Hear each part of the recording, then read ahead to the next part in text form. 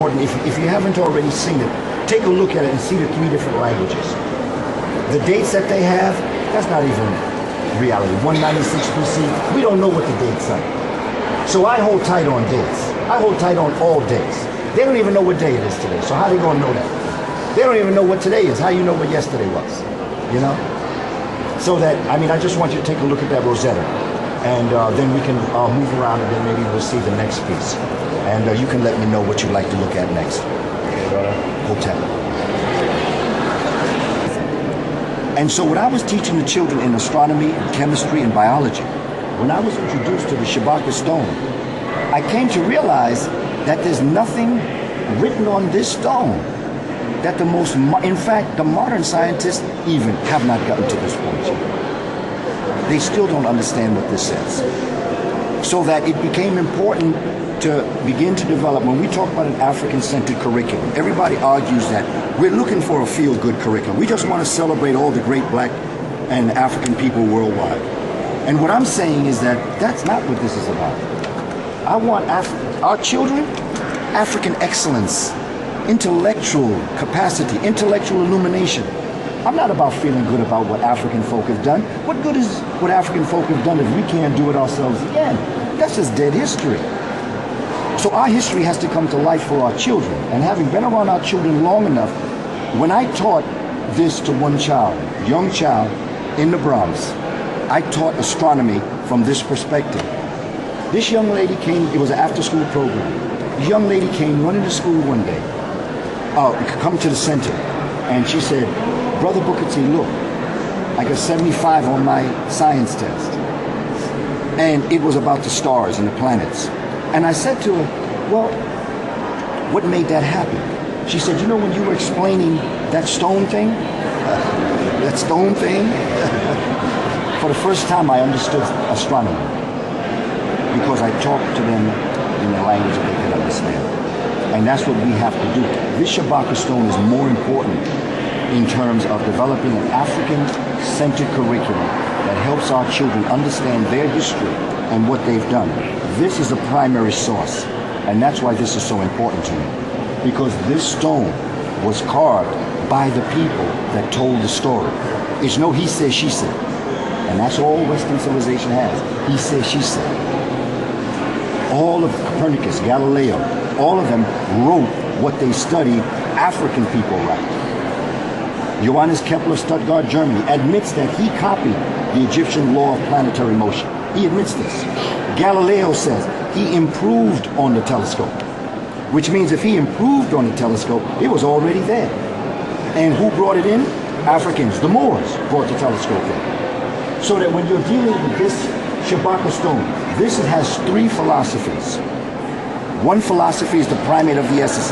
It is the birth of the human consciousness of what the Trinity is. It is the unity of 3. You have the Nun, Ptah, Atum, the original Trinity that brings all things into being. The book of Genesis and the Bible is this story. This is where they get that story from. Cain and Abel is the Assyrian drama, Satan and Asar. The Christ risen is Heru, the falcon that rises. That's why all saints have wings, because they are mimicking Heru, who has wings, the Ba bird. 3 philosophies. The second philosophy says that Atum, because you're continuing from the first philosophy to the second philosophy, the second philosophy says that Atum calls into being 4 pairs. Those 4 pairs are Nun, Nunet, Ha, Hahet, Ka, Kaket, Amun, Amunet. Nun is waters or matter.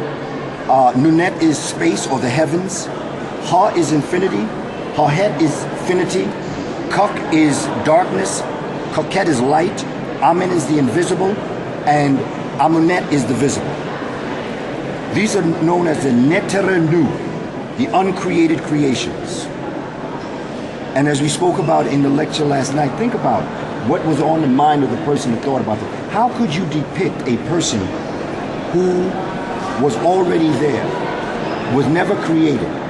And what they decided is that these are the only 8 essences or natures that do not have belly buttons.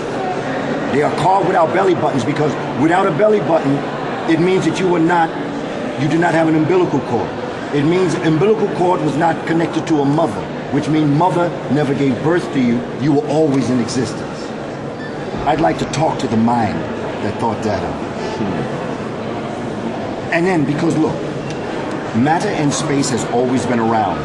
That was not created. That always existed. Infinity always existed. That was not born. That was in the waters of Nun. Darkness and light, always in existence. The invisible, always in existence. But what did it need? It needed to be called into existence by the creative word, which is Atum. Atum is the creative word, the essence that brings things into being. So that's why you have Nun, but Nun, Pata, Atum, the Nun didn't have a name. Nun was the grand unified theory. It was what existed before existence existed. You know, what was before was. So that Nun didn't have a name. It needed to create an essence that would know its name. So Nun, through Nun came Ptah, through Ptah came Atum, and Atum was the mouth that called Nun into being. Nun, Nunet, Ha, Hahet, Ka, and once those four pairs were called into existence, then the process, Kepra, could take place. But until then, they were not called into existence. That's why when we read books, the most stereotypical racist books are books that the characters do not have a name. One of the stereotypical books that I took off our reading list is a book called The Five Chinese Brothers. And I don't know if you've read it. It's a book that children read, in the United States anyway. You do? The Five Chinese Brothers, they don't have a name. But you could use that as a teaching tool. I'll take it off. No, keep it, but teach it. Teach that it is a stereotypical book because none of the brothers have a name. And they're able to avoid death because they all look alike. So Atum, the word, when you call, that's why I tell our young people, the hip-hop generation, when I talk to them, I say, be careful what you call into being because the words you throw out, you cannot pull back. Be careful what you say to each other. Think before you speak. Because you create harmful feelings between each other. And those words hover around the person you're yanking them at. So we have to be careful how we talk to each other, the names that we call each other. Because although we may be upset emotionally, don't say something that you're going to regret that's going to last a lifetime. And this sometimes young people don't realize. And even in their pain, and they say something, they don't know.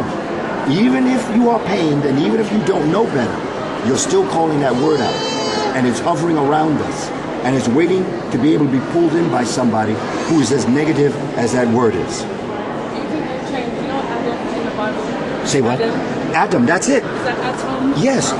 Because think, my sister, what was Adam's job in the Genesis story? It was to name the creations of God. What was Eve? Eve was a takeoff of the ability to keep women suppressed. Eve, see, whoever wrote that story did not have the courage to take responsibility for what he did. When I think about the Adam and Eve story, right? Eve ate the apple because she wanted knowledge. Remember what the snake said? Apep or Irta? He said, eat of this apple and you will be like God.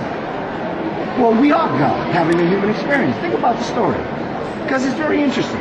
So Eve wanted to be like God because the woman, because, you know, Brother Imam, when we were coming here, he was speaking about the role of the women to give men the idea and let men think they thought it. That's what sister's job is. Create things, give it to the man, and let the man think he thought it up. So he's doing it. He's saying, wow, I'm smart. And she's like, yeah, baby, you are smart. But she knows. I gave it to you, brother, so, you know, chill. Think about Eve. To desecrate the woman, the man didn't have courage to take responsibility. So Eve wanted to be like God. She talked Adam into being like God because that's a woman's job, to teach us who we are. Adam ate of the apple, and all of a sudden Eve gets cursed. It's Eve's fault. So Eve was, and how did Eve come into being? To take a bone from a man? Come on, what kind of fairy tale is that? You took my bone? But did God have a hand? Did he actually have a hand that went into my body? And did he have a tool? Or did he just go in my body some mysterious way and pull out my rib and then form this woman? Now, my problem is, of course, is that I've